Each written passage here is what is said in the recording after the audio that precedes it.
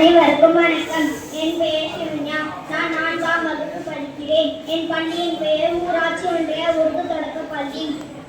பழையன மறவா பண்பால் பண்பாடு போற்றும் சிறப்பால் தமிழ்பால் மீது கொண்ட விருப்பால் அறத்துப்பால் மீதுள்ள ஈர்ப்பால் பொறுப்பாய் கிடைத்த மழைப்பால் இன்பத்துப்பால் நடக்கும் உணர்ப்பால் நாவூமினி கட்டும் கரும்பால் பூயங்கு மொழி கட்டும் தமிழ்பால் இணைப்பால் இருக்கலும் குவிப்பால் வரவேற்கிறேன் அனைவரையும் எனது அன்பால். பசுமையும் பாரம்பரியமும் 10-12 தென்னை மரம் பக்கத்திலே வெண்கல முத்து சுடர் போல நிலவுளி முன்பு வரவேணும். அங்கு கட்டும் கோயிலோடு சற்றே அது காதில் படவேணும் என்ற சித்தமேந்திடவே நன்றாய் சென்றால் வரவேணும் என்றார் பாரதி. இந்த கவிதை ஒன்றை போதும் என் நாட்டின் பசுமையும் என் மக்களின் பாரம்பரியமும் பற்றி தெரிந்து கொள்வதற்கு. நெல்லின்றே உணவில்லை, உணவின்றே உயிரில்லை, உயிரின்றே உலகமில்லை, உலகமின்றே உலகாலும் மன்னன் இல்லை, எல்லாம் நெல்லுக்குள் அடங்கும்.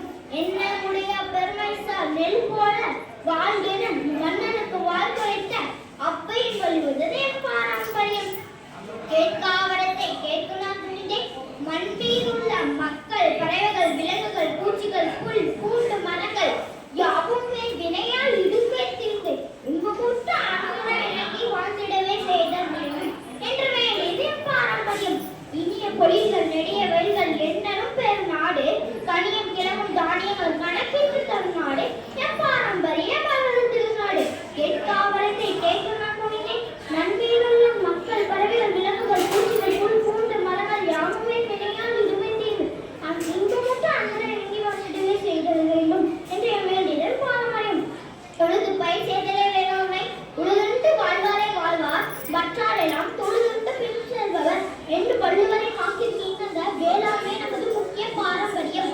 திசையை 8ஆக பிரித்து, இசையை 7ஆக பிரித்து, சுவையை 6ஆக பிரித்து, நிலத்தை 5ஆக பிரித்து, காற்றை 4ஆக பிரித்து, மழையை 3ஆக பிரித்து, வாழ்க்கையை அகம் புறமென 2ஆக பிரித்து, இறைவன் ஒருவனே என்றது பாரம்பரியம் என் தமிழ் பாரம்பரியம்.